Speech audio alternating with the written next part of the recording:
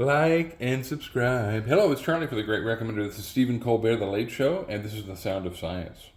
Folks, I love science, even the old school stuff. That's why I still use mercury to treat my headaches. Works like a charm, plus my barber says my skull's never been softer. And I'd like to tell you about the latest science stuff in my science segment. The Sound of Science. Hello, science, my old friend.